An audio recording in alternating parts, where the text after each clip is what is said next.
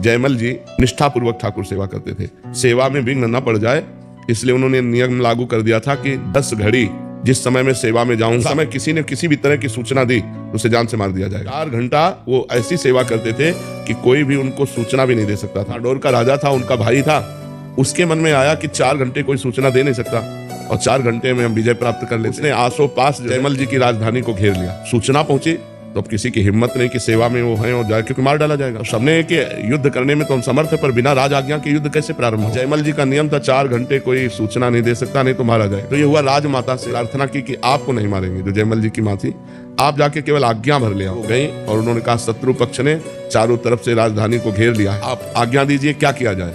तो उनका राम जो करेंगे वो सब भली होगी। पीछे मुड़कर नहीं देखा, सेवा नहीं रोकी और कहा जो राम करेंगे वो भली ही होगी, भगवान जो करेंगे वो भली ही होगी।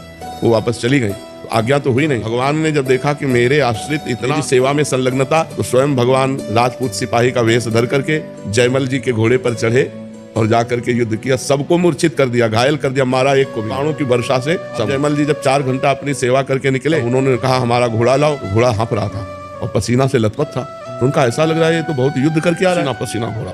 तो दूसरा घोड़ा, राज घोड़े तो बहुत होते, दूसरा घोड़ा मंगाया।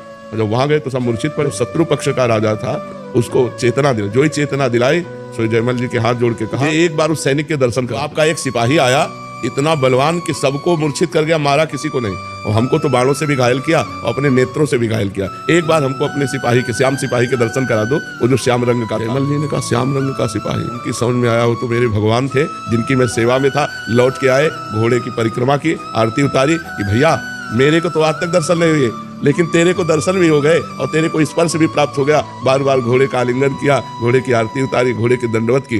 तो जब हम भगवान की सेवा में इस तरह तन्मय होते हैं, कुछ भी हो जाए हम सेवा से नहीं निकल सकते, फिर भगवान बाहर ले लेते हैं।